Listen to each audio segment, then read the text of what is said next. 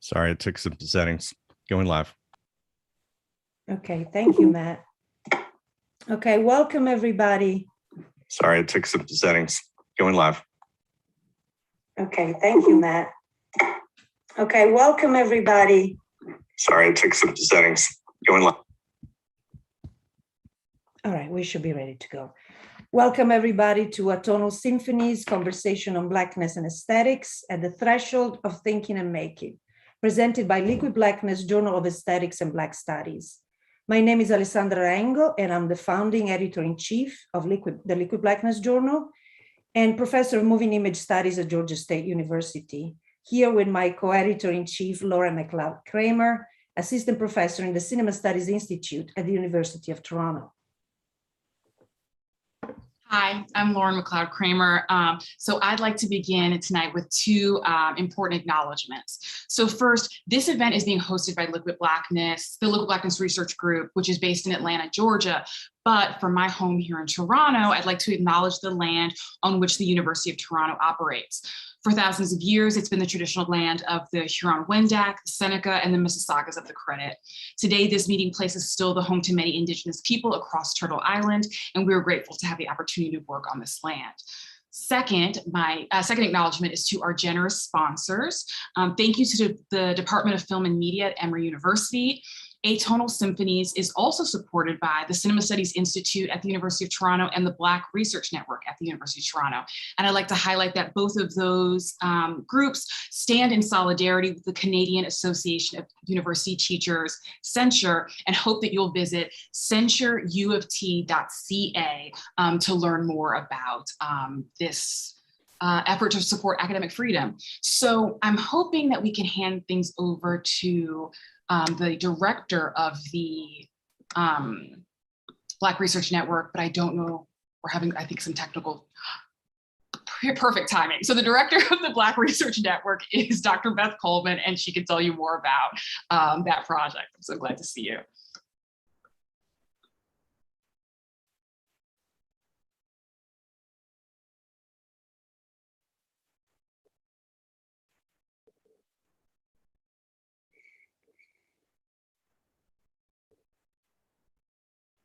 Hey, hi, you guys.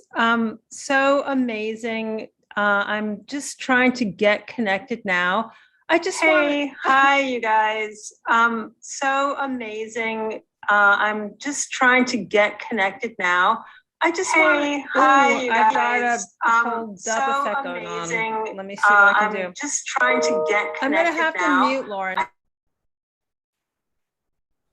We're getting an echo, and I think that that's the issue, but I do know, because I heard it 3 different times, that Beth was really excited to be here. This is amazing.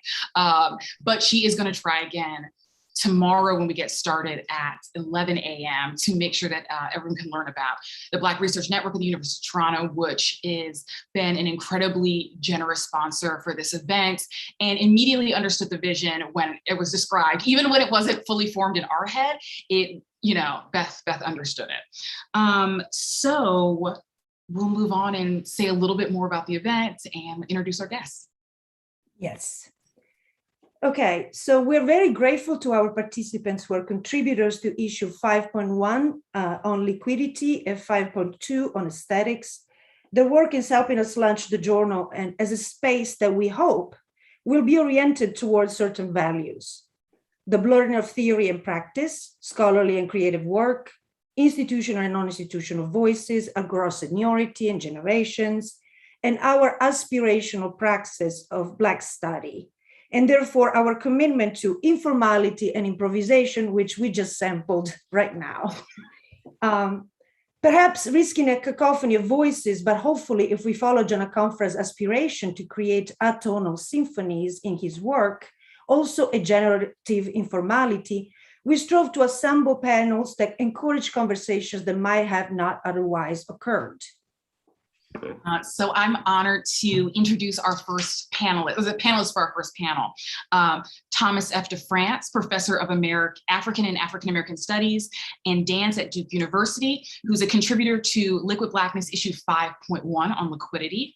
R.A. Judy, Professor of Critical and Cultural Studies at the University of Pittsburgh, who also contributed to issue 5.1 on liquidity. And Sampada Aranke, Assistant Professor in the Art History, Theory, and Criticism Department at the School of the Art Institute Chicago, whose work will appear in the upcoming issue of Liquid Blackness 5.2 on Blackness as Process. In the next 2 days, we'll be trying to elicit a multi-directional conversation about the thresholds of thinking and making, a way to address not only the creative critical processes our contributors undertake in their scholarly and creative practice, but also more broadly, what kind of space they think a journal can make for the improvisations across these and many other thresholds. So let's get started. So I'm gonna start with the first question, and I'll start with Professor Judy. All right, sorry, we just agreed. In Sentient Flesh, but it's directed at everybody. In Sentient Flesh, Thinking in Disorder, Poesis in Black, just like in the unfungible flow of Liquid Blackness, you do two things that I really would like to ask you about. First, although in my sensibility, you're talking about aesthetic practices, you never use this term in the entire book, which was interesting for me. At the same time, you evoke the idea of the flow, which you index to the generativity of liquid movement, motions, negotiations as poesis in black, a black making, doing, signifying, which again, I'm inclined to read as Black aesthetic practice and or praxis. And of course, the distinction, if you agree to it, or at least to entertain it for a moment, is very important. And in our issue, you describe it as Poesis in Black as performative contradiction instigated by modernity's liquefaction, and an activity perpetually flying away from the capitalist commodification of life. So I wonder if this resonates with Thomas's impetus for his Watery Fold essay, which moves through sweat, drink, moisten, melt, cry, flow, swim.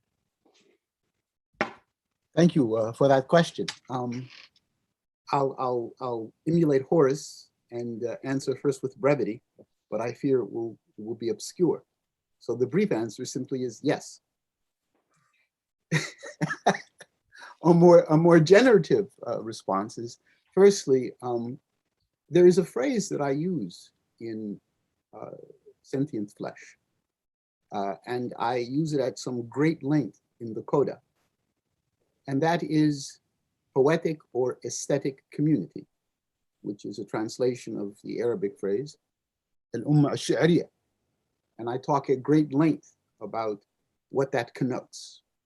And the way indeed it relates to what I discussed earlier in the text, in the body of the text, the main body, as life practices and the engagement I have of poesis. So what I'm saying is, of course, I want to challenge the distinction that's made in 19th century German thought between aesthetic practices, or more precisely, what Kant does at the end of the 18th century, and these life practices.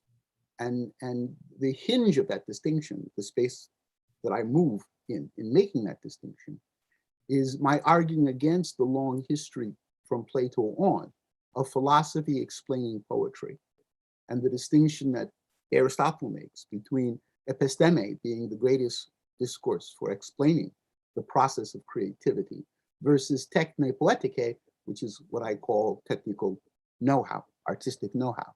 And again, I go at great length to talk about the ways in which practitioners of the buzzard lope dance are on record exhibiting that techne poetike and explaining it to people like Lomax and others. They know what they're doing, and this is what it means cosmologically. So that's a roundabout way of saying, or a long way of saying, but of course I talk about aesthetic practices. I just eschew calling them aesthetic practices as distinct from life practices. The point being precisely the way in which the practices among those individuals designated as Negro or Black, which are practices that occur in the interstices of a very rigid structure, are precisely about the saying of possibility, which, as I point out there, is precisely what Aristotle claims poesis does. So it's all about the work of flow. And it's all about the ways in which there's an articulation and a conscientious articulation of being in the world together in flow. Right? And this speaks very much to what Thomas lays out in his rather lyrical essay, but also in some of his other writing about the nature of movement and body and fluidity and the ways in which these relate to different technologies of reproduction, or what I call in sentient flesh, mimesis. I would also add, and this is fully opportunistic, that Sampanda's work as well, I think, is speaking in the same flow, right? That there's a confluence, to use my preferred term, that we're all engaging in thinking about discrete articulations of so-called Blackness that articulate themselves deliberately with full awareness as fluidity, as process. That is wonderful. And in fact, that's where I was gonna go. First of all, ask Thomas in what way he sees, Thomas sees their own work mirrored in your own, right? And especially with this insistence on flow, which, and I suspected that you're refraining from the use of, aesthetic theory, whatever, had that reason. So I'm glad that was confirmed. But also for Sam, so maybe the two of them can jump into the conversation now, that in a sense, this is not only what you do in this essay, but also seems to me part of your larger project, which is to always question what is the subject and object of Black art, and also how to make art history do the work of Black studies. So I'll leave it to you. Thomas, did you want to? Okay. Yes, thank you so much. I mean, I should start just by thanking Alessandra and Lauren for convening us. I'm so humbled to be on this panel with Thomas and R.A., who's, both of your works have kind of definitely touched mine and influenced the way that I've come into this work. But absolutely, Alessandra, I'm constantly kind of returning to that dilemma, which I think is such a generative one, right? Which is, what is the subject and object of Black art? So part of that is because, right, I'm thinking somebody like Hammond's, for example, and what I'm hoping to kind of thread out in the Hammond's effect, someone like Hammond's is always asking us to return to the site of that question, right? Which is like, constantly throwing into crisis what it is that we think we're seeing. Like, are we seeing it? Let me put this in a more kind of maybe controversial way, which is like, does one, when one looks at a Hammond's work, does one see Black art because it's made by a Black artist? Or is there a kind of Blackness that is generative and generated in the object, the quote unquote object status of the work, that allows for a kind of maybe sensation or conceptual relation, material relation, historical relation to the question of Blackness? I think that is so much process, right? Reading Thomas's essay and rereading R.A.'s essay for today, it just kind of reminded me that question of like the feeling, right, of what one might feel in relation to this question of Blackness was so alive. And part of that aliveness for me is totally generated in the method or the process, which kind of in both of the essays by my co-panelists today, that method was, you had to dig for it, like you had to work for it. And that's exactly the kind of possibility, I think, that like Black studies might open up, right? It's not always laid bare for you or like made transparent. It's definitely not something that is translatable in a kind of clear, linear, definitive way. It's something that you have to work towards, and you have to go out and do that work to return to the scene of the writing to make it happen, right? Which is that beautiful moment right now where you're like, yeah, of course I'm talking about aesthetics, but I'm not saying it, right? Like you have to get there. I don't know if that answered your question, but I find it to be, find these projects, right, to be so intertwined. Yeah, and please, this is an invitation also to answer to each other directly. No, that's really helpful. And thank you everyone for the acknowledgements and gratitude in lifting up this project as a collective thinking and being near each other. I guess I'm kind of thinking about the temporariness of the technology of expressive, like life being in a way. As I was listening to Ari, I was thinking about it in terms of a kind of like a moving through. And of course, I'm always concerned with movement and trying to imagine in terms of movement. And then this question of address, Sam, and there was something in there about like how the work faces. And lately, maybe this would be juicy for us. I mean, in the last month or so, I've been finding myself talking about, this question of Black art, which is always a question, Black dance, what is it, how is it formed? How does it constitute itself? How does it know itself? And I've been trying to think about that in terms of address. So my sort of latest tussle is that work, gets to claim its status as Black work when it wants to address Black people. And that's really important to me that, I find myself less interested in addressing a kind of general white sort of subject in thinking through what the technologies of Black expression do. But I do think they're temporary. So for me, it's useful to think about moving through a poetic or an aesthetic as a practice and a process. But for me to say that, then I have to be willing to say that I'm not always in it. Like, I don't feel I'm stylistically necessarily moving to the grocery store, but then sometimes I am. So for me, it matters that I know the difference, not that you tell me I'm doing it differently, but that I actually generate the sensibility of understanding that difference.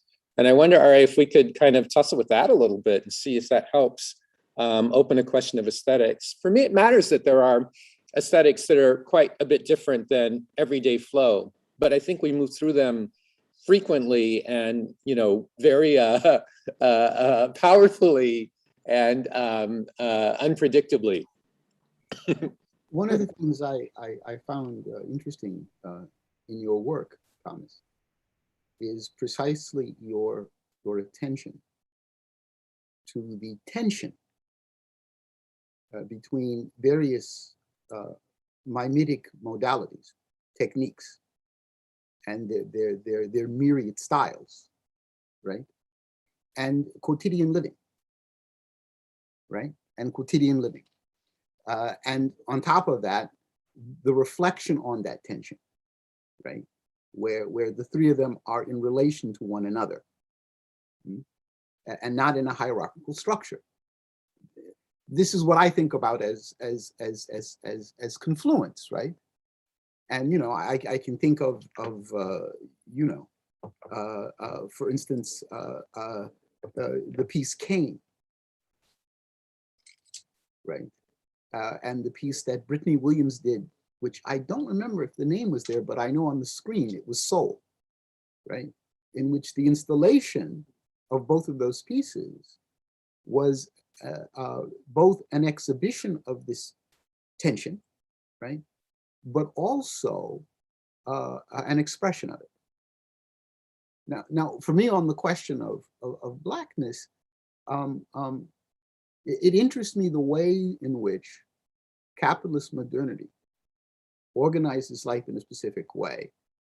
And in that organization creates a thing, the Negro, in a very particular way. And in a way that is infused completely with the grammar and dynamics of that modernity. Now, what interests me is precisely what those who are so designated do in the face of that, right? We can talk about it as you like to talk about it, apropos Christina Sharp's work, In the Wake, playing with the double sense of wake there, or we can talk about it in the way that I like to talk about it as in the interstices. But what they do there poses the question of what is human being in a way that is apositional to the formulation of the notion of man and or the human that defines the epistemology of modernity. It's apositional, right? And in that apositionality, it opens up the question of what is the nature of human being, but also offers a set of answers. And those set of answers are the life practices. And those life practices are fundamentally poetic. And here I want to go back to fundamental concepts of mimesis, in which the movement through is fundamental, in which the dynamic relationship between object, media, and modality is precisely that, dynamic. It's always processual. So these folks, and I offer up some concrete examples, Ring Shouts, Buzzard Lope, Juba, these folks are performing being human in a very discrete way. And in a way, interestingly enough, with regards to those specific forms, the Buzzard Lope, that marks the distinction between the style of everyday living and these particular performative moments, right? These deliberate performance of a certain kind of blackness. But that blackness is being performed, I want to say, is the performance of a way of being human in confluence. And this is where I think it speaks to a general issue of modernity for everyone. So it's not an ethnographic expression. It's not a cultural expression. It's not, and this is, Sampada, you write about the Panthers, which is something that as a young man, I'm of that generation, right? And one of my tasks in Minneapolis was to disseminate the paper. And so I was really enamored with the importance of the artistry and with Huey's critique of the transformation that was taking place in Capitol. And you're recognizing that relates to David Hammond's challenging of the question of what is the object, what is the subject, what is seeing, is kind of what I'm trying to get at when I talk about this way of being human that's a confluence of different significations. I call it parasemiosis, right? And I would second, aggressively, assertively, proudly, with great joy, your recognition that was fundamental to the movement of the party, at least the movement of the party as Huey envisioned it. And that's what speaks broadly. So I hope I've tried to address what you're saying, Thomas, in a way that's aptly stylistic, because as you say, as I say, as we all say, style is everything. And it's always occasional. It always reflects the occasions of its articulation.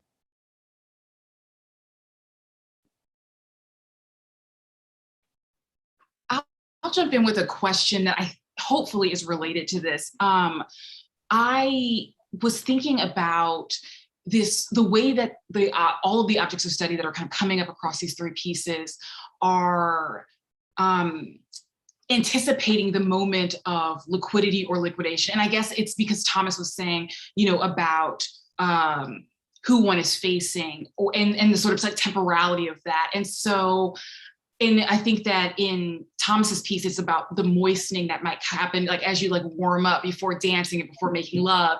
And I think that, Sam is helping us think the way that Hammond's is anticipating this sort of art market. And I think similarly for the artists that come up in RA's piece. So I wonder if that anticipation for liquidity or liquidation helps us think about the sort of differences in these practices, or if you can say more about that moistening, that warming up.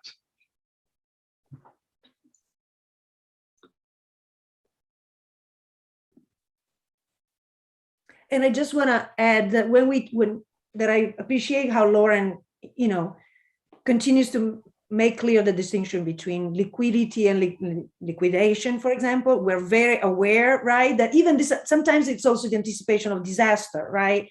And so we don't want to romanticize any one of these poles in a sense, because we know, and all of your pieces show that how absolutely, it's not a positive confluence, but unfortunately, right, they're so dramatically intertwined. So just for clarification. What's wrong with the positive confluence? Well, I guess the fact that liquidity is both as you say, there's no Negro without there's no liquid modernity without the liquefaction of the Negro, right? And there is, so the fact that liquidity as a concept is never safe, it's never secure from its outcome. It can have this kind of generative, right, interstitial, confluential, right, parsimiotic, element and balance to it. But at the same time, I mean, I guess you've done the work to tease them apart, right? But when we use this term without reactivating this work of teasing them apart, we risk glossing over this dramatic distinction. The one is generative, the other one is liquidating, quite literally, right? Or it's generative of the processes of capital, it's generative of processes of extraction, right? It's generative of other things, and so that cuts, that distinction. It's I think, the way I understand it, the way I see it, and the way I see it in your work is a constantly moving line that one has to be vigilant about. I think Thomas says, liquid blackness is a type of vigilance that holds back its tears, right? So yeah, I guess that anticipation and vigilance maybe are the two things we're asking about now that I finally. I was querying because I thought you were wanting to dispense with confluence. Absolutely not. But I say there's also perverse confluence, unfortunately, sometimes, and that's why I wanted to. That's the greatest sort. Right? No, because per the distinction you're talking about, it perverts the liquefaction that is modernity. Right? And I think Sam's piece about David is really a wonderful example of this. That the very nature of the market is to liquefy. So the question of what's being seen, right, becomes a question of finance. Right? It becomes a question of credit and debt in precisely the way in which there was a huge financial market created on the speculation of the abstract value of possession of the Negro, right? So the perverse confluence always perverts that. The cover of my book is a David Hammond piece. So I was, Shaz Secunder is a friend of mine, and I was at the opening of her installation at the Morgan, and at the cocktail party that was held by her gallery, and the owner of her gallery is a serious bibliophile, and my partner, who was the editor of the book on Secunder's work, had gotten to know him, and so she took it upon herself, unbeknownst to me, of bringing sentient flesh to give it to him, and so he put it on the counter. He was really taken with it. And everybody began to flock around this book, and he finally hid it because he thought it would be stolen. Why did they flock around this book, Sam? David Hammond. And right away they wanted to know, how did you get this from David Hammond? And I'm kind of perplexed. I asked him, how did you ask him? He goes, well, I've got a good friend, AJ. How did you get to AJ? So this precisely the discourse you're talking about, which is the discourse of liquefaction. It was all about the discourse of credit and debt, where it was important to them as collectors and curators, was to have control over the processes of evaluation, right? And what struck me right away about David, so the book became valuable because of David's presence, and it was ironically or oxymoronically because of his absence in presence, right? Which these folks were loving. I mean, it was almost erotic the way in which they were then proliferating in stories. Oh, I'm sure Sam can jump in here. Oh, I mean, I was literally just about to bring up Close Your Eyes and See Black, right? Which is the name of the work that's on the cover of Sentient Flesh. And, it is a fun, because I was also going to be like, what, that the dilemma that he raises, right? Which I know I keep using that word, but I think it's kind of, that work specifically, the body print work specifically, I think bring together kind of Thomas and R.A. and I in these ways that are just so fascinating to me, because those body print works are like, talk about moist, right, Thomas? They're like these, he greases up his body and presses his flesh onto the page in a way that is a kind of movement score, dance, this kind of like slow movement that is about that printmaking process. To me, like that work, just the materiality of that work alone kind of brings us back to liquidity and also anticipation, Lauren, to your question, like the temporality of that gesture, right? That anticipatory gesture, where you mark the page in such a way that like either slows down or speeds up capital, right? The process is slowing down the process, the kind of, I believe the process of capital by calling attention to the way that like Black flesh is actually marked and a process of mark making. But then to RA's point, right, the print itself becomes this kind of speeding up of capital, right? Where everyone crowds around the book to be like, how the fuck did you make this happen, right? And the circuits of exchange there, to me, all kind of anticipate and pull back from this idea of liquidity and liquefaction, right? Like, and the emptying out of the vessel that is David Hammond's, only to kind of regenerate it in this kind of speculative market as the myth, the man, the legend, right? I think like that there is this kind of beautiful way, and I really thought about that rereading your piece, Thomas, around that, like the way that there is so much anticipation, like sweat is so much a material of anticipation. Like I was like nervous sweating, right, for today, and I'm not even in the room with you all, right? But that's this kind of like notion that but part of what the anticipation is about is like, how does one make some kind of connection and meaning that can not be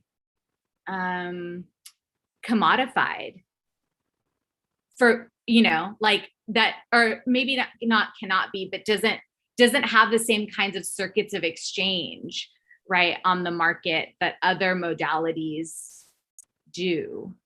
And maybe that's just my, kind of desire, and it's an impossible one.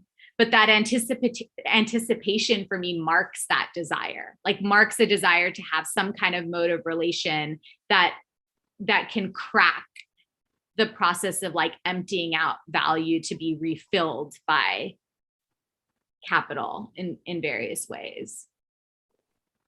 I'm sorry that was like a turn, but it's, I'm buzzing.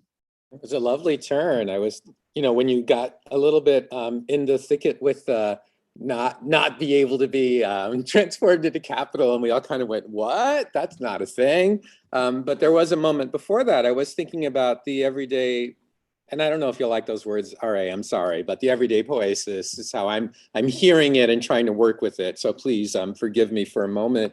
But this idea that, dance and expressive gesture offer us maybe modes beyond language. And that seems very important in this consideration of capital. I mean, Alessandra, even as Alessandra's sort of chiding us a bit to not only have one sort of definition in the front, immediately my body says, oh yeah, because there are 5,000 simultaneously, so one or two won't do it all. And there's something about movement and gesture that can, not in the era of TikTok. I mean, we can commodify dance very easily, and we do. And even the modes that Ari's mentioning are the modes that we know because they were commodified in certain kinds of ways. The ring shout, the buzzer low. The only reason we know these modes is because capital was very much inserted into their performances.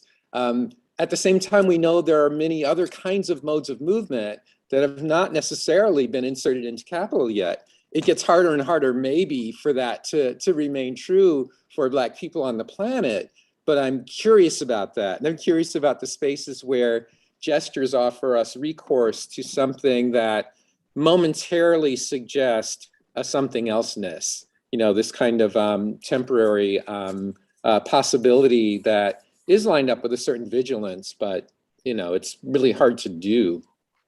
I don't know, something in there about embodied practice that wants to resist its recourse to a sign. To riff on Sam's turn, it's quite nice. Reading your piece, Thomas, and I'll be frank, I read as much as I could read of what both of you have written and said in various places. Two things came to mind immediately, apropos the question of sweat. And here I date myself. Love is slippery when it's wet. You got that, the Commodores. And the other one, from a homeboy of mine, at least, Morris Day. I don't sweat, I condensate, which spoke directly to the issue of cool that both you and Sam are interested in, right? Now, I want to relate that to what you just said about embodiment. And then I have a question I want to ask you about this in terms of performance in the work you're doing. In that, Buzzard Lope was commercialized, but when you listen to Bessie Jones, for example, or you listen to, as I try to point out in Sentient Flesh, Lomax, who was one of the principal commodifiers, doesn't get it, right? It's got that scene where he brings together all these people to play reconstructed instruments, and he's constituted this as a sort of pure artifact of Africa, only found in the Georgia and Carolina Sea Islands, and he's got these people from Mississippi, from West Virginia, including a white guy, and there's this great exchange between them in the recording, and Lomax says in the liner notes, I can't attest to its authenticity, but they were really getting down.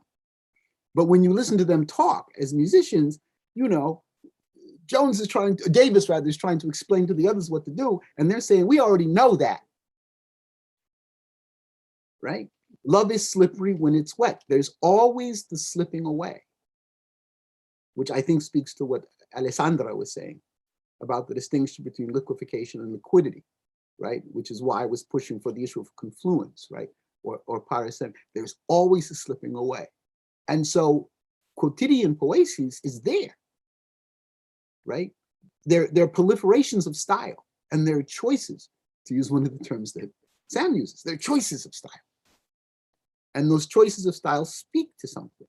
And working through exhibits a kind of way of thinking and being in the world that's evident in the style, right? And those who share the style can read it that way, and there are these multiple codings. So there's always a movement in this embodiment that capital never can completely exhaust.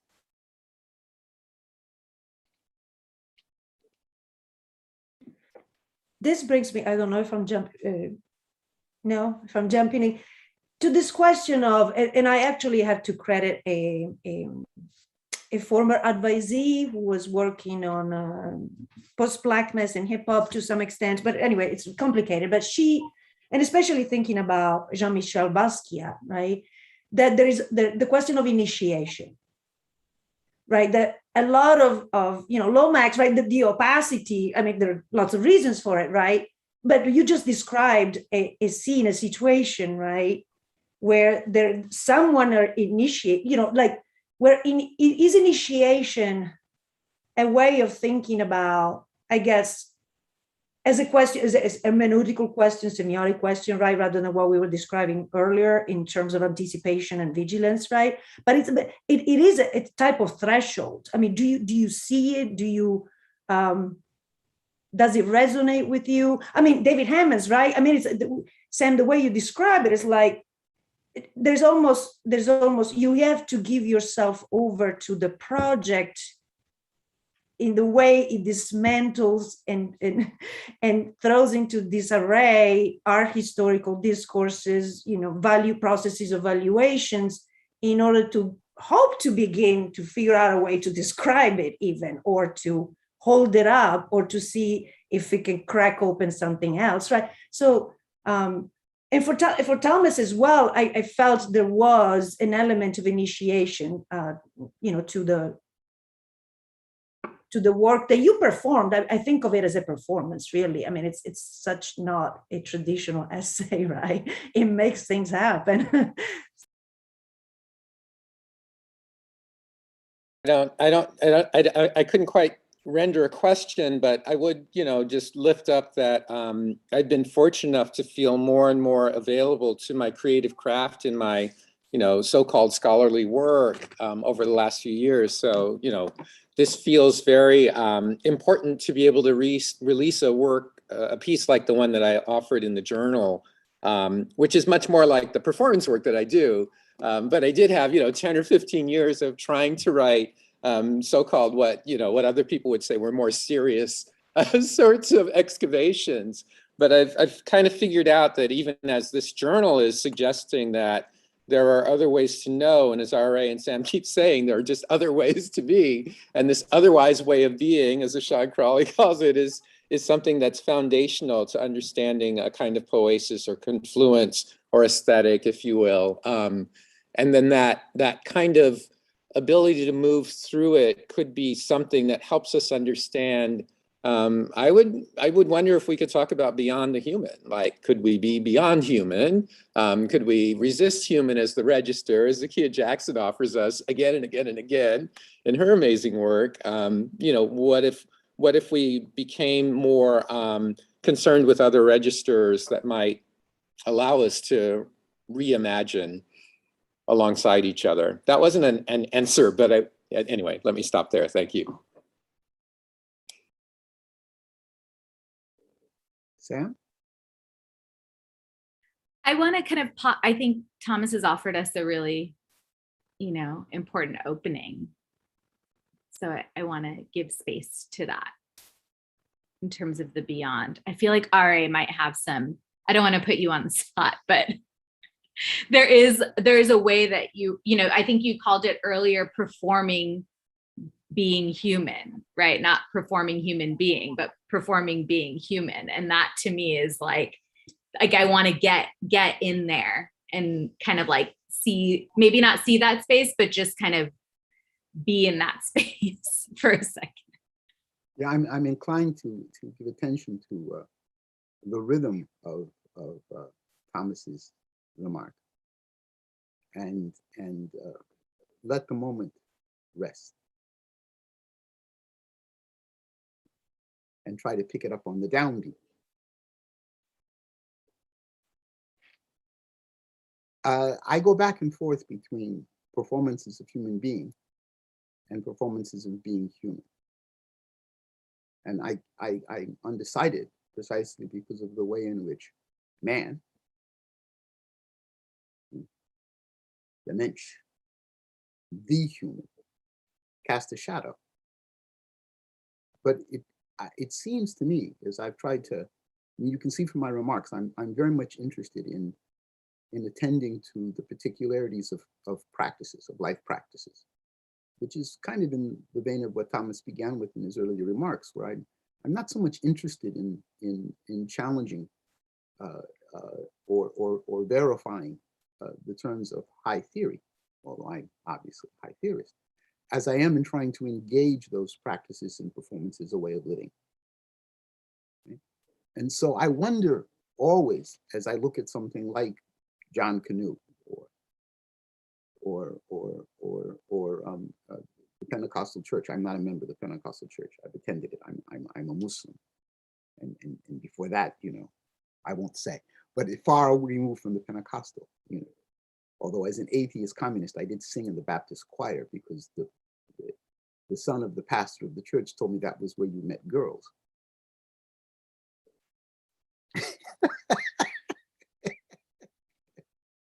And the spirit moved me. But it seems to me that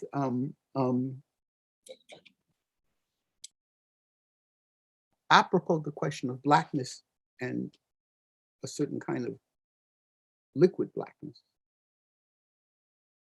right? A liquidity that we might want to call black because of the nature of its liquidity, was always beyond the human. And I'm really thinking au-delà, right? So I would almost want to say before, right? Not in the primitive sense, but in the face of. And in the face of in a way that remains obscure. I'm with Glisson. Cherish our obscurity. So the gaze can't penetrate it, but it's right there in its face. Right? So even those commodified forms are slipping away. And there's always attending it a discourse of the slipping away, which historically has been a discourse of transmission. And if I can, this is the kind of question I wanted to ask you, Thomas, because as I look at your work and the work coming out of your lab, and I look at it in comparison to Juba or the Buzzalo, both of which have seen an interesting revival, right? And this is also apropos what you say about, Wing and Buck, or Buck and Wing.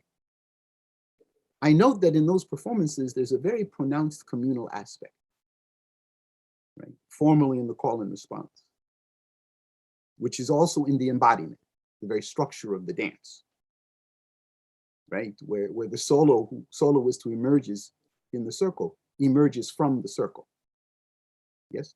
And in your pieces, and this goes back to the question of what's transmitted and indeed the embodiment, the style, which relies very heavily on this, you've written about Abin Ali, but on a very particularly inflected modern dance choreography. And I'm thinking now of Kane, for instance, in which the individuality of the performance stands out, right? In a way that does not seem to have the same communal articulation in performance as those other forms. And I wonder, is that marking a change that's taken place? And is it a change in Blackness? And I use that term here very, very gingerly, because I don't want to be accused of saying there was some essential Blackness. But apropos the question of liquidity that Alessandra is so diligently and for a long time forcing us to pay attention to, is there a change? Is there a flow?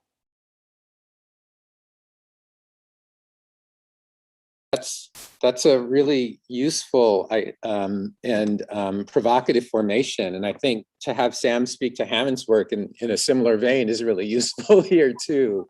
There's a way that the particular works you're pointing towards are works that are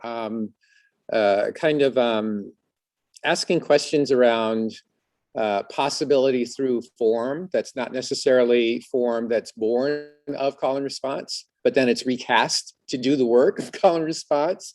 And then I see in the chat, there was one of our listeners on some other platform than the Zoom right now who was saying something about address, because I had offered that up before. A work like Kane, so my company had explored Gene Toomer's Kane in a certain kind of way with the sort of technological interfaces we're concerned with and curious about. And with artists who are working very much in something that we might now call contemporary ballet.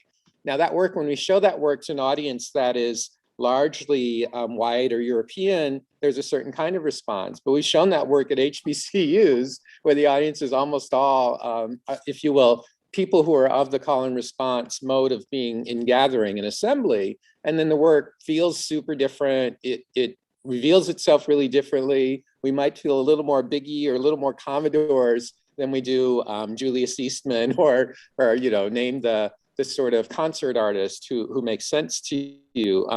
So there's a way that kind of how the performance arrives in concert, and by concert I mean in assembly, I think it does seem to matter, but I'd be curious about that, to hear Sam speak to that in terms of Hammond's work.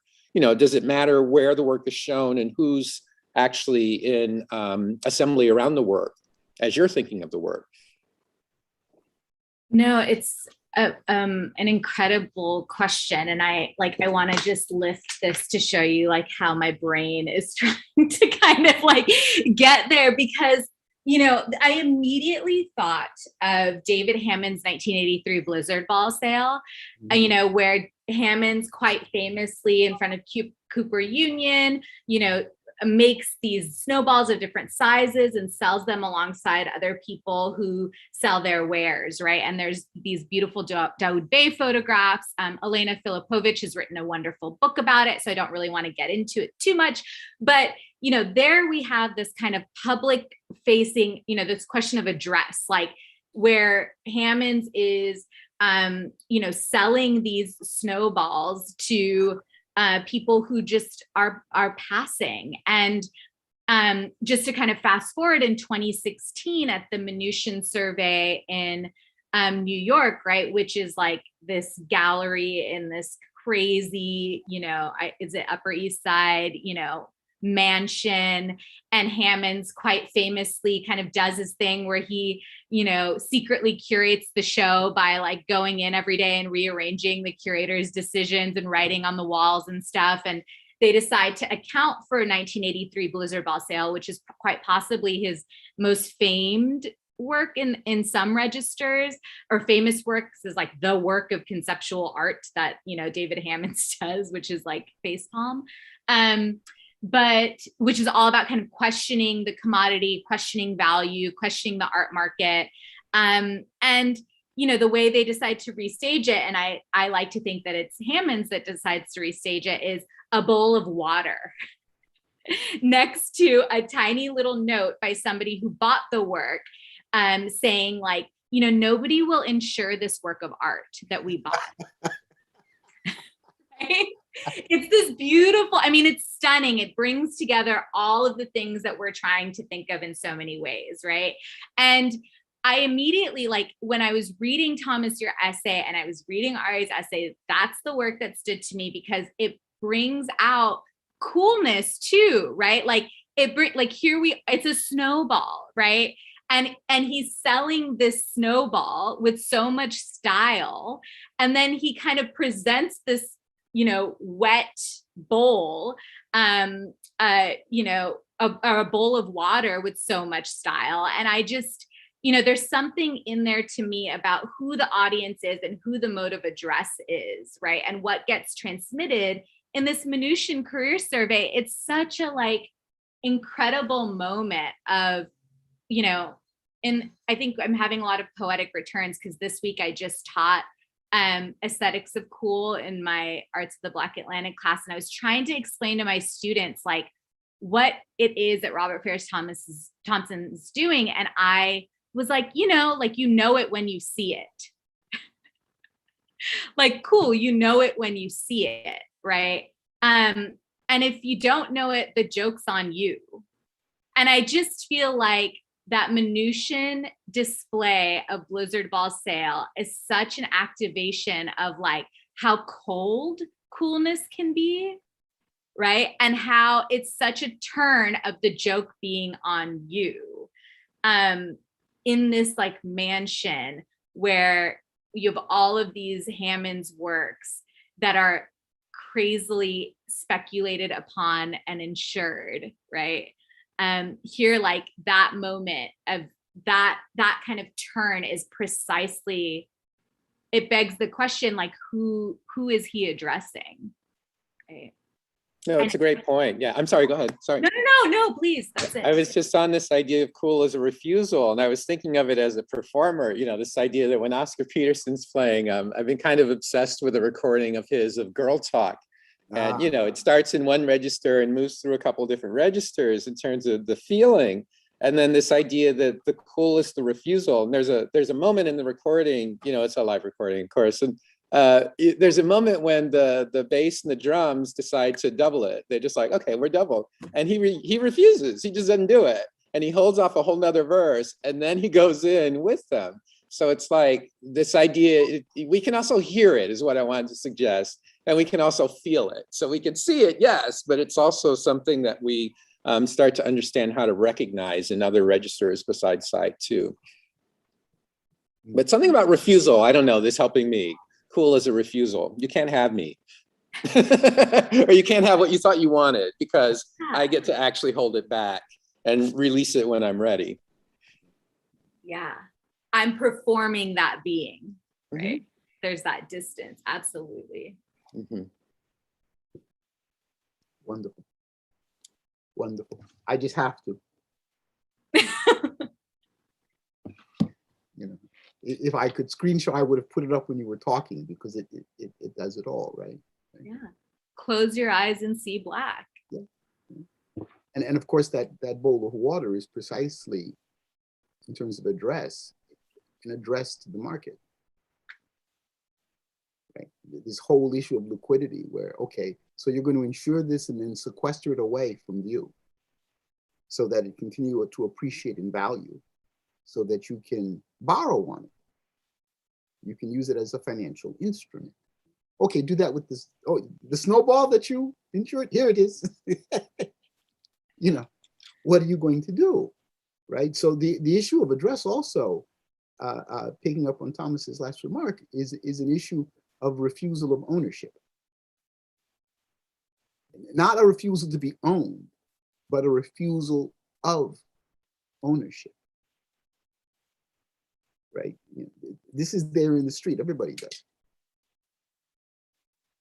You know, and it's all about a sort of prolific democratic mimesis, which is the way Zora Neale Hurston talked about Negro style. Right? This really dynamic hyperbole, and just, it feeds to talk about memes. Right? It feeds. There's perpetual mimicry. You know, the strut that we learned from the older boy down the street, who learned it from his uncle, who learned it from watching Superfly, or, you know, who thought he learned it in reading Iceberg Slim.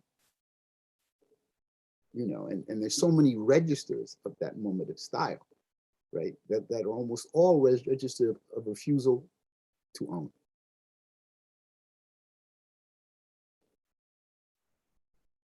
There's a question in the chat around music video liquidity, and then references to a few different kind of objects we could think about together.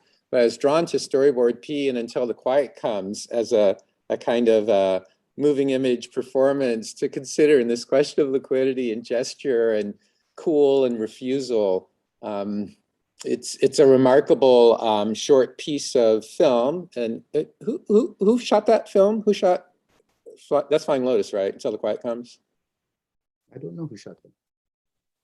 Well, Khalil Joseph directed it, but with okay. more Flying Lotus. It is Flying Lotus, though, yeah. And this, you know, so this mode of dance that, you know, if we need to call it dance, we can, but we don't have to. I mean, it's a mode of poetic address, if you will, or poesis that storyboard is especially concerned with. And storyboard is really good at not really being there, like being there and not there at the same time. They're really amazingly adept at that mode of stylistic sort of embodiment. And, you know, again, not to collapse liquidity into a kind of like fungibility or just a sort of like ability to shape shift somehow. It's not only that. At the same time, storyboard is really remarkably adept at crafting energetic forces that are tangible and hard to see. So I guess that's what I want to offer to that question that was in the chat. Thank you. I have a question that is going to turn us ever so slightly, because I want to talk about process a little bit, but I do think that it resonates with the other things we've talked about. So part of this panel's convening was this idea of thinking and making. And so I wanted to ask if the group would elaborate on who they're thinking with, or how that kind of comes into your own process and practice as thinking and making. You know, I think Sam, like, this is obviously part of a longer work with David Hammons that is not about a biography or here are some tools for interpretation, but is instead about, you know, thinking about an artist who employing a methodology that we can join, you know? And I think that for Thomas, you know, from an editorial perspective, one of the things that was really interesting for us was you saying, like, this piece should not have a traditional citational apparatus. It cannot, it should not be punctuated by footnotes. It needs to be liquidity. And so I think that, part of these life practices that have keep coming up in this conversation have been about being and doing together or collectively. And so I get, that's why I'm pushing on this idea of thinking with. And then RA, in your piece, I would love to know a little bit more about how you might be thinking with Sandra Perry, because that the two images from her body of work feel like such interesting expressions of almost like the parody and that Black exotica that you say, that kind of that pushing that limit when it comes to Blackness and liquidity. So I want to know kind of, in your process of writing, who you're sitting down to write with, who maybe show up in the bibliography, but maybe not. If you could say more about that.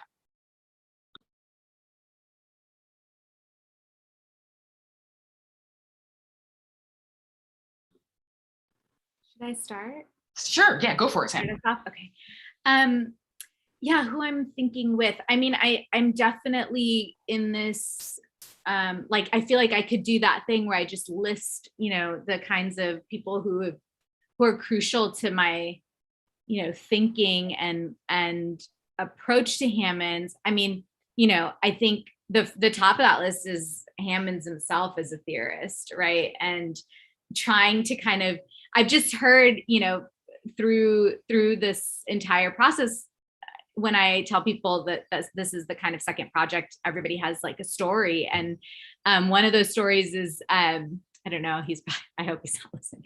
Mark Godfrey, said this thing, having worked with Hammonds over the years, it's like, he reads everything about him. And I feel like, this kind of, to me, that is like such an academic, he's such an academic. So he's kind of in this, at the top of my list. But I feel like so much of what this process has been is not only thinking, but also trying to figure out how to make. So I'm not a maker and I'm not an artist on those terms. And I've been so lucky and so privileged to have worked in art schools for so many years and taught, I teach studio artists all the time. So, and my colleagues are studio artists. So when I'm in this mode, for example, in the current book that I'm finishing up, writing about political posters, I'm like, I should probably know how to, run a poster.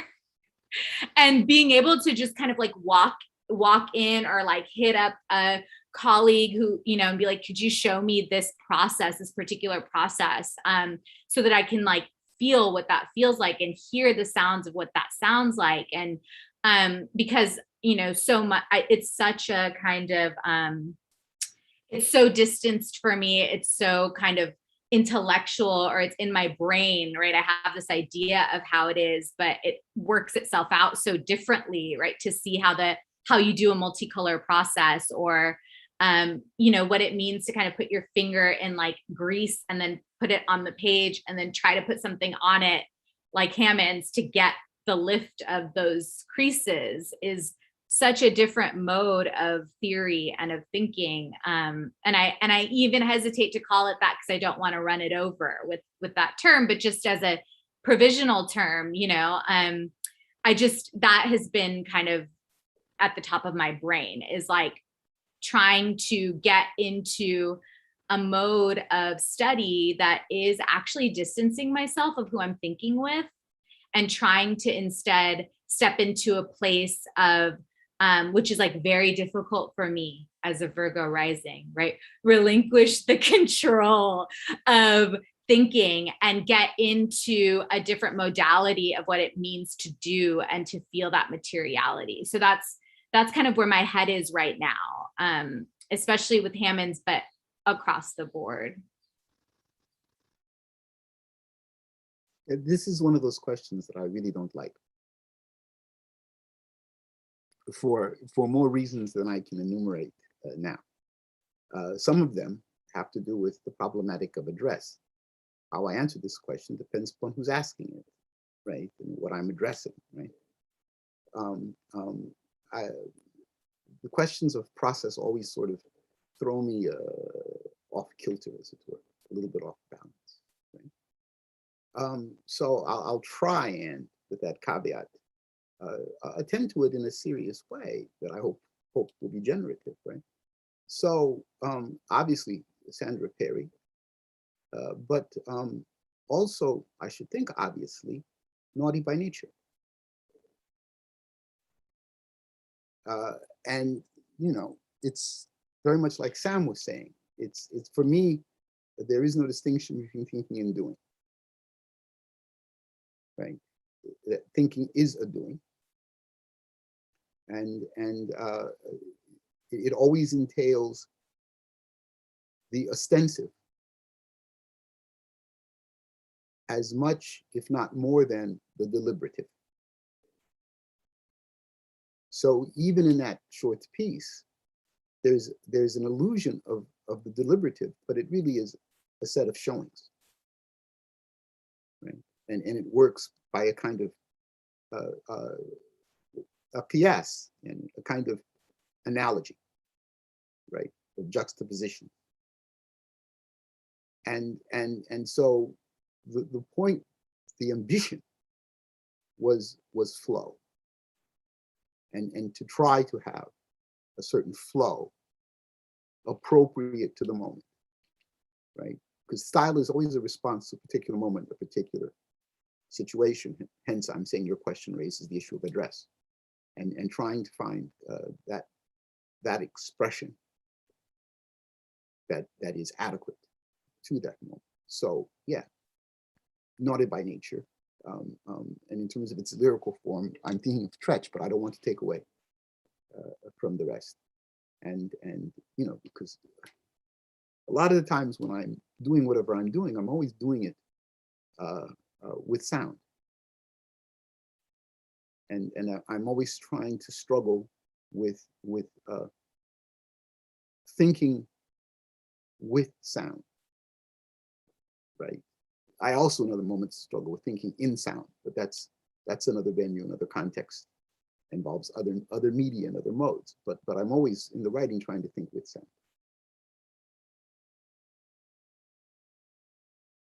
That's terrific. I mean, I don't mind this question because in my work as an artist, we're constantly doing artist talks, and it's always the question, you know, the how question, you know. So for me, it feels a bit more familiar in a way, and I tend to kind of take it for what it is. I think these days I'm thinking with TikTok and with Insta. So I'm thinking with people who are, you know, trying to create thirst traps. So I was like, writing this piece, I was like, oh, okay, let's do something that'll actually draw a certain kind of attention. You know, so that's quite intentional about it too. It's trying to draw attention in a certain sort of way by, again, refusing to demonstrate its sort of mechanism, even as it reveals itself through, you know, typographic symbols. But I was also thinking with Makita Thomas, who's the artist whose work is represented in that piece in the journal. And there wasn't a particular reason for that, except she got on my mind because I've been, you know, like collaborating with her over the years in different sort of contexts. And she's quite amazing, of course. And somehow in the way, RA, you were just saying, process-wise for me, like Treach and Naughty by Nature showed up for you, Makita showed up. And, you know, like my grandmother, who was a dancer who comes to me often, Makita came, and then I thought of that piece. And then that piece and its imagery accompanied some of the writing. Yeah, so the thinking with, I mean, I've just said some people I've been really concerned with these days, Zakiya Jackson and Christina Sharp came up. So I think, you know, all the kind of like names that we've sort of shared among each other in this talk are people obviously that we're thinking with. But in terms of process these days, I'm trying to think in alongside Insta and TikTok. Good luck with that, right? I have to just quickly say thank you for, you know, going against what you wanted to do and answering that question for me. Anyway, I do appreciate it because I think that as we try to think about how a journal can make a space for people to think in a more capacious way, it is always helpful to kind of, for me, to have that insight into the ways that we actually can avoid making some sort of distinction between traditional scholarly work and other kinds of creative work, that we can sort of stop kind of falling into those routines. And I think some of them is like Sam's doing, like it right now in this process of being like, I have to get my hands on it a little bit. Yeah, so I know that you didn't want to, but I do appreciate it. I take it that's directed at me because I was the one who said it. Well, it's as Thomas says, this is a question I know that artists ask, right? And I'm very familiar with it in that context, and that's part of my resistance. I'm in Pittsburgh, and there was a jazz venue. There always are all kinds of jazz venues that pop up, and they don't last very long because of the structure of capital. This is a very rich town in terms of jazz performance. And this place was called CJ's. It lasted for quite a while. And I used to go every Thursday night because Roger Humphrey's trio would be there. And very often the great bassist Dwayne Dauphin would be performing. So, I have a good friend, Jim Murad, who's a jazz impresario out west in California, rather well known, been around a long time. Whenever he comes to town, I take him to different venues. So we're hanging out in CJ's one Thursday night, and Dwayne is playing. And Jim says that, that he's playing Ron Carter. I said, nah, it's Thelonious Monk. So the set finishes and he comes down, you know the etiquette. You guys know the etiquette, we invite, Dwayne over for a drink, right? And we get to chat and I say, Dwayne, Jim here's saying that you're playing Carter. And I said, Monk. Dwayne looks at us and he says, no, I'm playing the Wren. Next Thursday I go in and he's there with his lady, right? And it's a set step. And they're doing standards, right? And Dwayne's, he's jamming away and there's a real distinct color, right? And set ends and he's with his lady, so I'm not gonna offer him a drink, but as he's passing me, I say, so tonight you're playing your lady. He said, you get it. Now that's probably how I should have answered the question about process, right? Because the question of the how is in the performance, right? It's in the performance. And sometimes I feel if we have to ask the how, then the performance somehow has been inadequate. Hence my remark about style and adequacy, which isn't necessarily on the questioner, but it's on the performer, right? Which in this case would have been me. I slipped up, that bad note was supposed to be turned into something that was flowing. Well, can I jump in? This is incredibly helpful, but also to perhaps further clarify what I think Lauren meant, or what we were trying to get at with the name of this event, right? It does include thresholds of thinking and making, and we're also thinking about.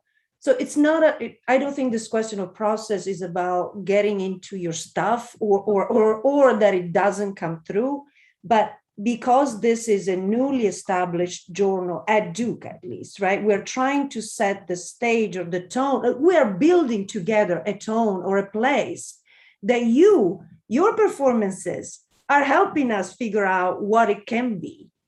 So it seemed perhaps helpful even more broadly to think about these issues a little bit together, and also as a way to really express tremendous amount of gratitude for the work that you are doing by setting the tone and with so many different nuanced performances, right? That I think junior scholars can have something to look up to, right? In figuring out that some distinctions, right? Some thresholds are there to be crossed, for example, or some chances are there to be taken. So I would imagine, I don't know, Lauren, if you disagree, but that's really the spirit. And I think it's helpful more for, especially what we think, the work of, we don't want to say mentorship because we're probably not even in the position to do it, but of cultivating a community or cultivating a generative space to the extent that we can. My remarks were not meant to make either of you feel defensive, but rather to pick up what we're doing. I would dare say, I understand the thrust of it in the moment, that the story about Dwayne Dauphin is what Liquid Blackness does. It's what this event does, right? It does it. It does it wonderfully. It does all the things you just talked about, Alessandra, right? Quite eloquently and stylistically, and I've followed all the issues that have come out thus far, including the pre-Duke issues, right?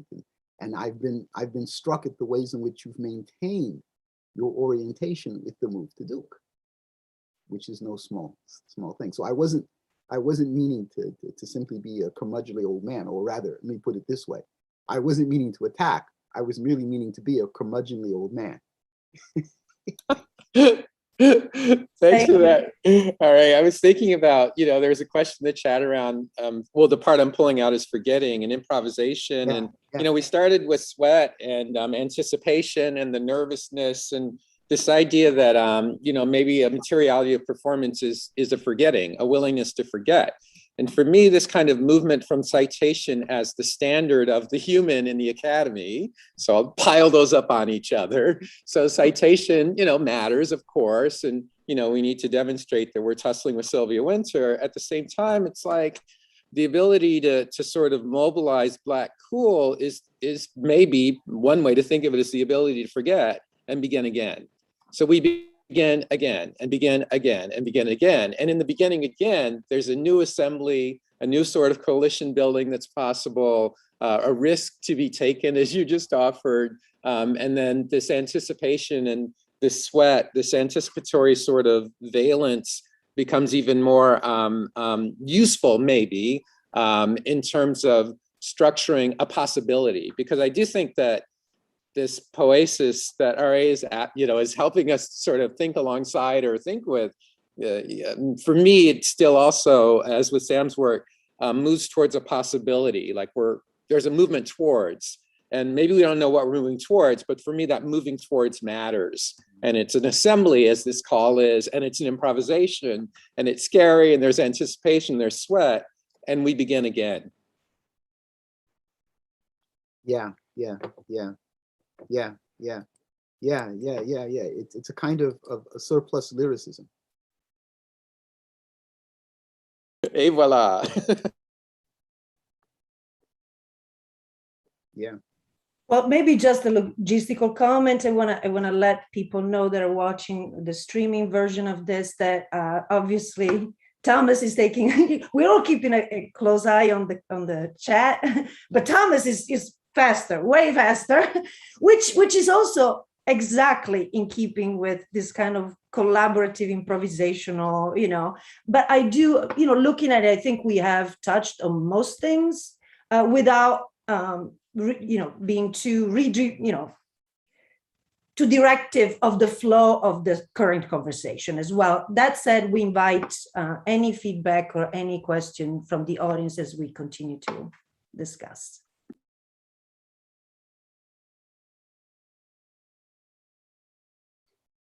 Of course, the remark about surplus lyricism was an engagement with the same question that you were reading, right? Because part of that question was about the issue of a kind of seat, right? And the seat phrase as a loss. But as Fred points out with that surplus lyricism, it's in that too muchness that an animation takes place.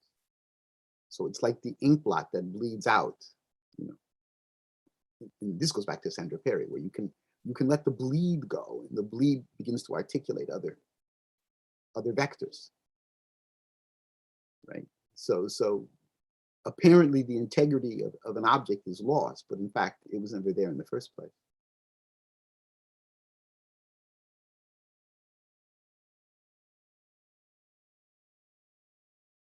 I love this. Well, I really do. I'm like, so yeah, this is so generative and so, it makes us feel that maybe we gotta keep up the good fight, I guess. That's the, and we welcome any feedback about the way we keep up with our own values, and I really mean this anytime, because I think that this is difficult work, right? Or work that has to be done carefully, I guess. Yes. So. That's super helpful. And, even in the Slippage Lab has a value system where, anti-racist. We say proto-feminist, but now we're turning towards Legacy Russell and starting to start saying glitch feminist to each other. We'll see how that goes. But we're also concerned with being queer affirming. And anytime students come through the work, undergraduate or graduate students or postdocs, we kind of have an onboarding discussion through a value system. And I just want to lift that up. I mean, that's something that we've been able to realize through the pandemic and COVID and back into away from the keyboard, as Legacy Russell calls it. But it was something that we didn't make the same sort of time for before pandemic and lockdowns and quarantines. And I want to lift up that, the journal and your call for us to participate in this way. Alessandra, reminds us that there are other ways to operate, even as we're compressed by capital and capitalism and our, status as human or non-human, or our concerns about being objects or subjects. There are other ways to operate, and we can mobilize them, if we're so inclined. So I want to lift that up. Yeah. Bravo. Thank you. I also maybe, Lauren, unless you have something to say, make just a conclusion. I also want to say that none of this would happen without Lauren. And the way in which we have our relationship has changed over the years as advisee, and then absolutely, devoted to the project, to equal collaborators. I mean, it's a constant evolution and a constant experience of ways of community and including all of the students who always, generations of students, some of them in more institutionally organized ways and many others in totally casual, spontaneous ways. And it is a community. So I just want to acknowledge all of that. And Lauren, you get the final word then. Oh my goodness, that's so unfair. This has been incredibly helpful. And I'm so, so grateful. And we kept talking in preparation for this event. Well, how do we keep it informal? How can you be informal on Zoom? And I just feel like here's the last, our conversation is the answer. And it's because of the generosity of our guests to share these beautiful pieces with us, trust us to kind of, highlight them as best we could, and then to come again and continue to elaborate, continue to give. It's just, it's amazing. It's incredible. It's the new bar for me. So I'm incredibly grateful. Thank you. I also would love to thank all of the grad students who are like here in the chat, here in the Zoom, running things on Facebook and YouTube. Just incredible work. And they're in the shadows. That's how it always goes. So Gail, Ashley, Alper, D. Jones, thank you. I really, really appreciate it. And also I'm seeing OG Liquid Blackness members in the chat as well. So hi, Cameron. We are coming back to do this again because it is a practice. You have to keep going. You have to keep improvising. So we're doing this again tomorrow at 11 a.m. and 2 and 5 and 5. Fabulous. So we hope that you join us again tomorrow. So thank you so much. Bravo. Thank you. Thank you. You can stop the streaming. I don't know how else to sing.